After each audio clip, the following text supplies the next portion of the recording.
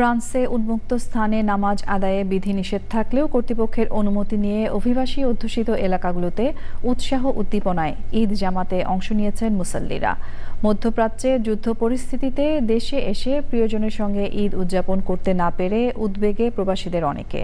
ঈদ জামাতে বিশ্ব শান্তি কামনায় বিশেষ দোয়া করা হয়। ফ্রান্স থেকে আরও জানাচ্ছেন এম এ হাশেম।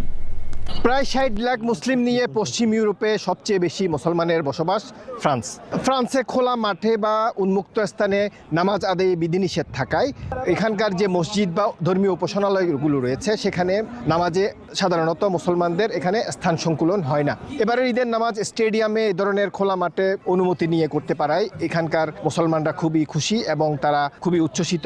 অভিবাসী অধ্যুষিত এই ওভারবিলি এলাকাটিতে প্রচুর সংখ্যক বাংলাদেশিরা বসবাস করেন এবং এখানে খোলা মাঠে স্টেডিয়ামে ঈদ জামাতে অনেক বাংলাদেশিরা অংশগ্রহণ করেছেন।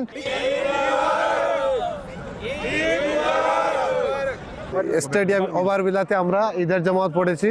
সেখানে প্রায় 10,000 মানুষের সমাগম হয়েছে।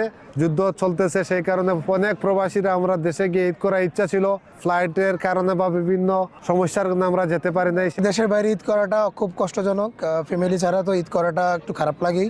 মুসলিম অধ্যুষিত এলাকাগুলোতে এভাবে খোলা মাঠে নামাজ আদায়ের পাশাপাশি বাংলাদেশি মসজিদ ও কালচারাল সেন্টারে পরপর বেশ কিছু ঈদ জামাত অনুষ্ঠিত হয়।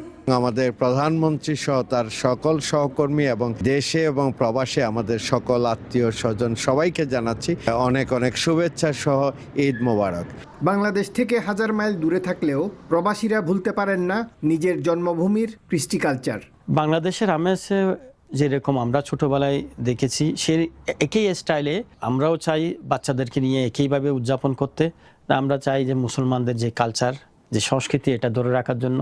এখানে হাজারো মুসল্লি সমবেত হয়ে মুসলিম উম্মার শান্তি এবং সমৃদ্ধি কামনা করেছেন। পাশাপাশি বর্তমানে যে যুদ্ধ পরিস্থিতি চলছে সেটি যেন দ্রুত শেষ হয়, সেজন্য বিশ্ব শান্তি কামনা করে বিশেষ দোয়া কামনা করা হয়। M A Hashem, channel I, France.